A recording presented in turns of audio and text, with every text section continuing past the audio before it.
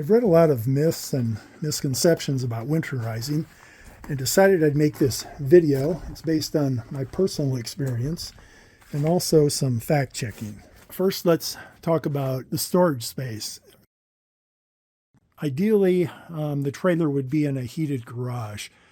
We don't have that type of storage space, but we can heat the trailer while it's parked here. We have power, so I keep it plugged in, and we can run a small heater inside. If you don't have a covered space, the next best thing would be some type of covering.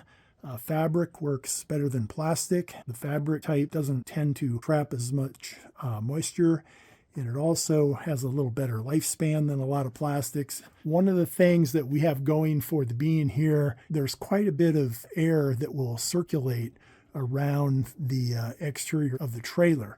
One of the things you don't want to do is have material clinging to all the surfaces and basically trapping moisture.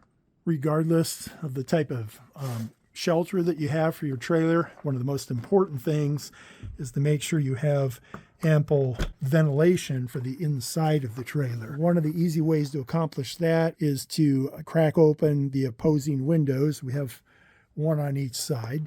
And most importantly, leave the rooftop vent cracked open. We have a small thermostat controlled heater that we place on the shelf here that slides out, and we leave that set on low, and it'll keep it warm enough in here that any moisture will rise and go out the vent in the rooftop. Open the drawers, open the cabinets so that the air can flow. Open the attic space, maybe remove some of the things that are up here so that it's not too tightly packed, just to ensure that there's plenty of air movement. We're not winterized here. We're actually packed and ready to roll on another trip that's coming up soon. But to park long term, it's a good idea to raise the mattress up off of the floor so that air can circulate underneath the mattress. This is a tri-fold mattress, so you'd fold this mattress so that some air can get through. Probably the most important thing is to crack open this roof vent.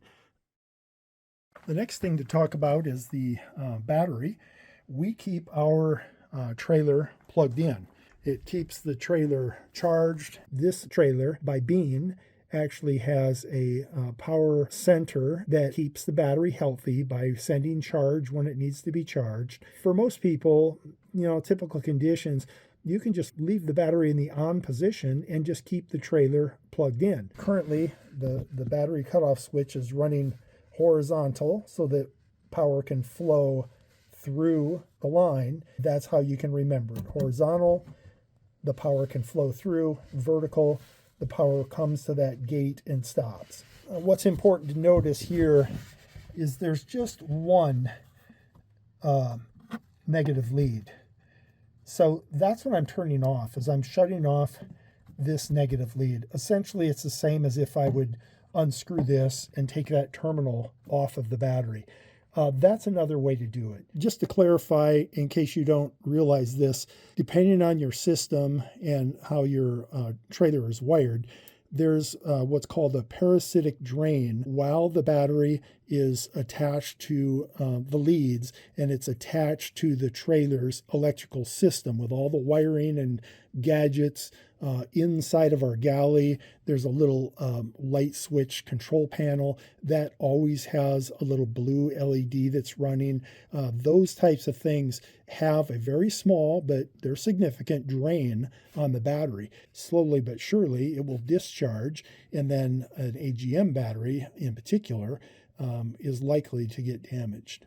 A lithium battery has safety built in. You should know the specifications of your specific battery. This Lion Safari battery can be stored from -4 degrees to 113 Fahrenheit. The recommended storage temperature is between 14 degrees and 95 degrees.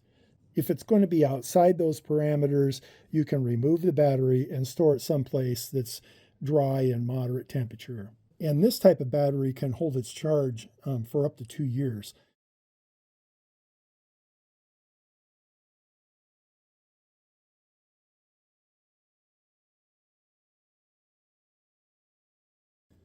Now, an AGM battery is a little more problematic. There's no internal battery protection. So if the battery discharge for some reason below 35%, it will have permanent damage. So it's more important that the battery actually stays charged up. Typically, that would not be a problem as long as the trailer again is plugged in. But if you live somewhere like we do, occasionally we have power outages.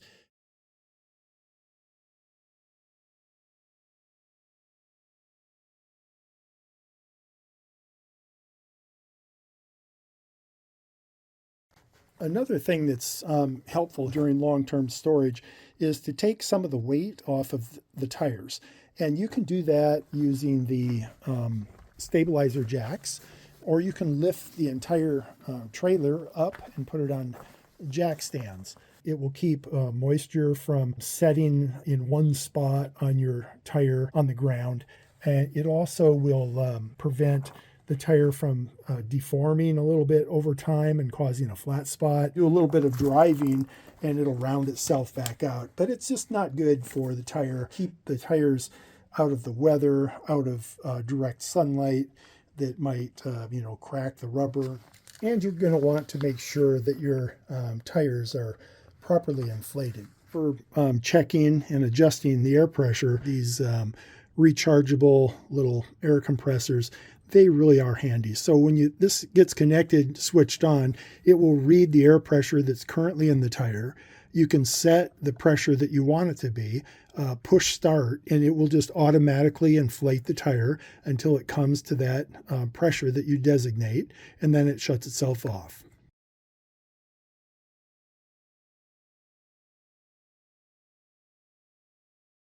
In case you want to skip ahead, we're going to look at winterizing our water system in three parts. We have the shower, the primary tank and plumbing, and our rooftop water tank. The simplest thing to do with this tank is just simply connect the hose, open the valve, and drain it.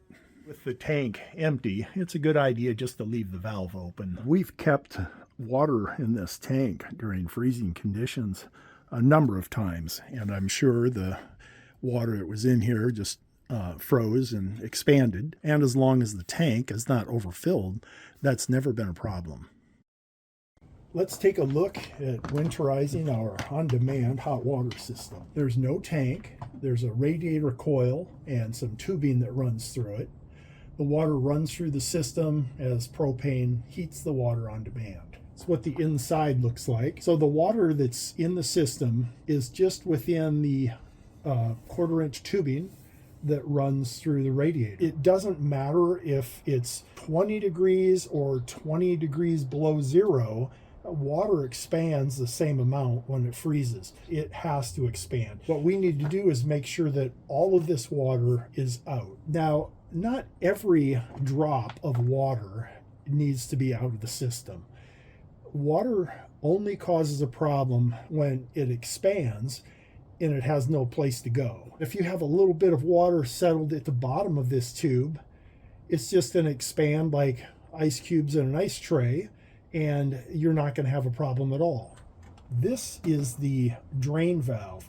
If you read the instructions on the side of the cover here, what it says is make sure that all of the water is drained out through the drain valve. This little knurled part here, which you can reach when the cover's on, is the drain valve. We're going to use air pressure to ensure that all of the water that's in this, that nothing is trapped and that it gets blown out that drain valve. We don't need to have this cover off in order to freeze protect our system. I understand that a lot of people just park their trailers for the winter. It's actually in the manual for this particular model. You can remove this entire unit and bring it inside someplace where the climate's controlled. But again, we use our trailer year round. We may be down at elevation that there's no threat at all of freezing, and then the next week we might go to a high altitude that has snow and sub-freezing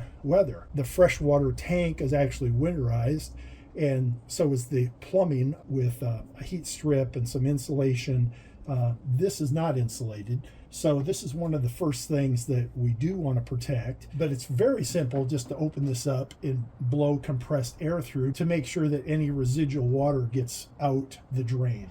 And that's what we're going to do. Before we drain the coils, we want to remove everything. Make sure that there's a clear runway for the water in the bottom of the case. Before we pressurize this, we want to make sure we remove the drain plug, and that just unscrews.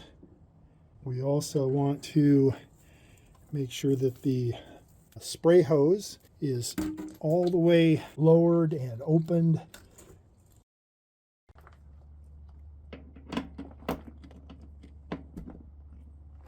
Now we need to pressurize the system. The description area of the video will have links for these parts.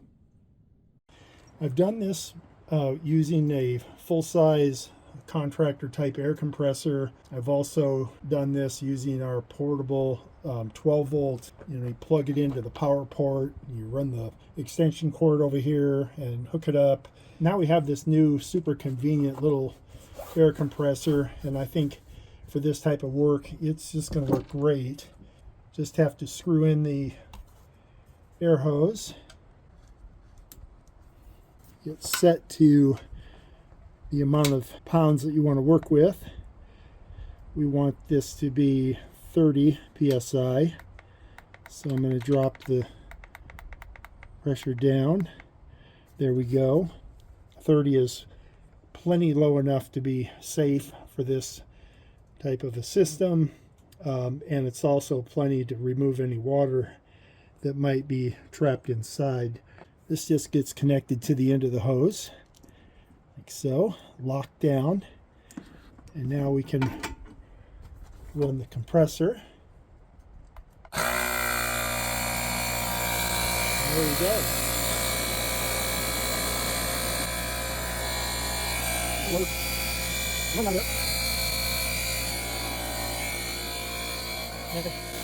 Open the sprayer and hold it nice and low,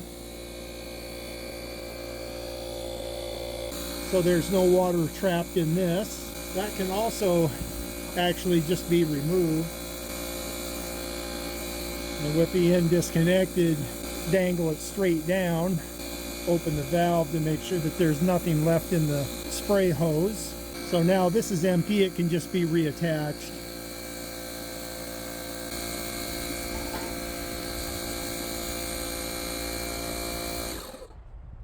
Okay, shut that off so we can hear what's going on. I'm sure you could see that the water all just came right out once the compressor was kicked on. The compressor will not build up to 30 pounds because the air is free to escape out the drain hole. Disconnect the inlet. There we go.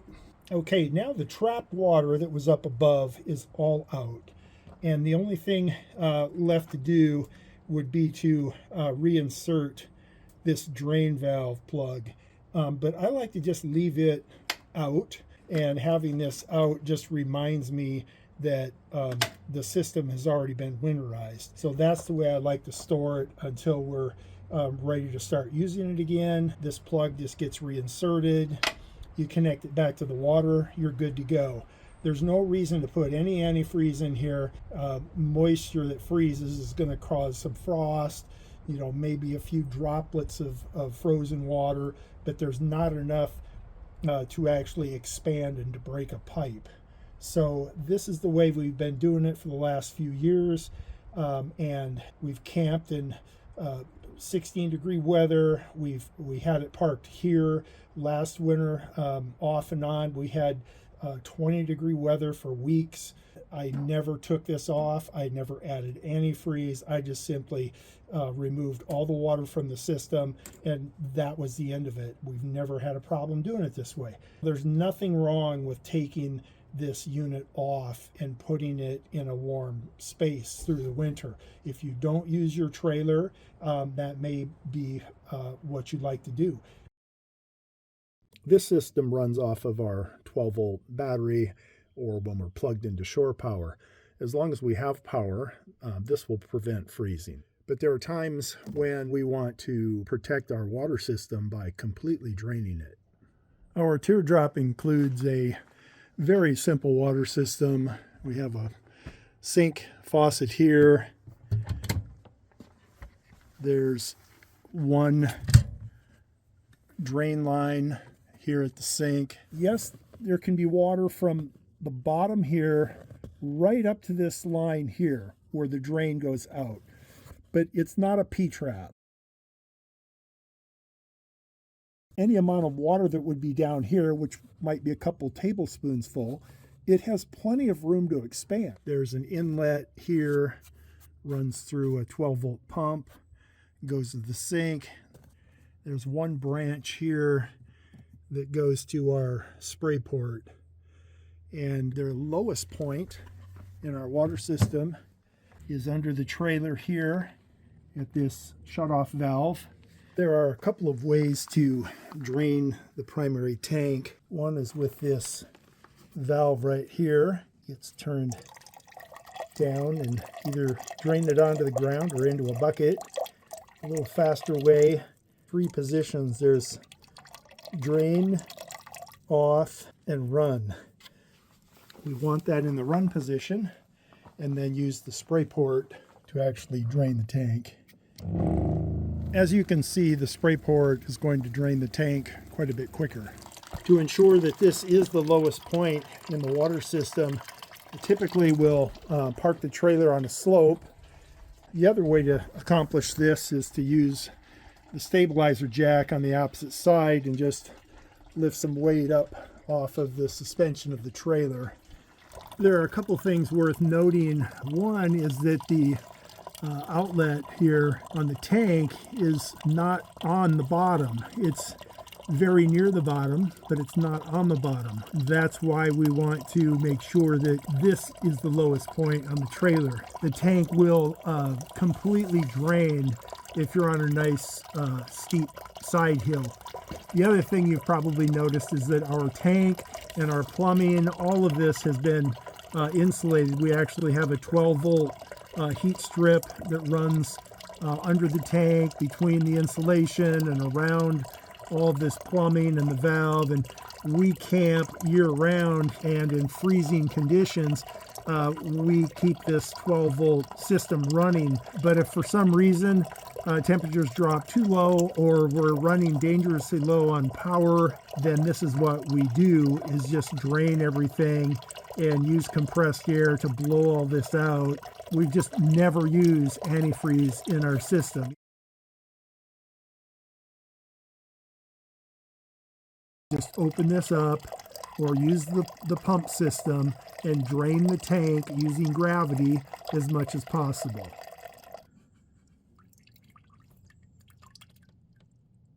Now we've drained essentially all the water out of the tank.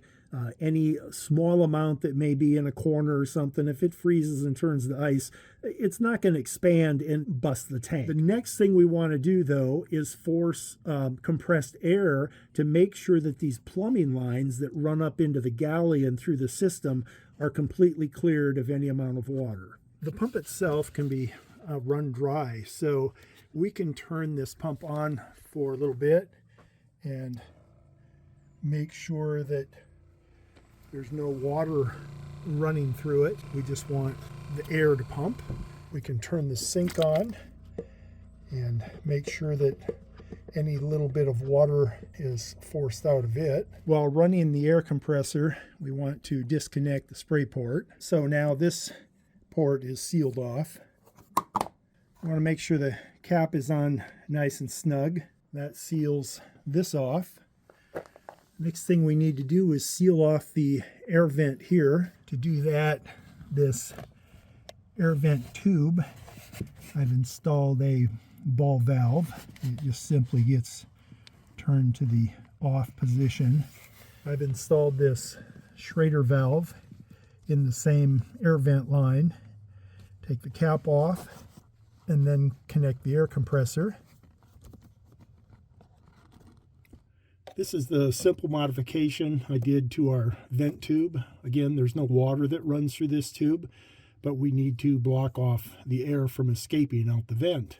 So there's a ball valve here. This is normally open in this position. That's the closed position. Simply cut this tube and install the valve. I put warm drive clamps on each end, and then just below it is a Schrader valve. These simply just push on, and then I add the clamps at both connecting points. We want the air compressor to be set at 30 psi. We don't want to go higher than 30 psi. There's no reason to. We just want to add enough compressed air that it forces the rest of the water out of the system. So now with the air compressor connected, we want to make sure that our sink faucet is in the off position. We leave the pump in the off position and start the compressor.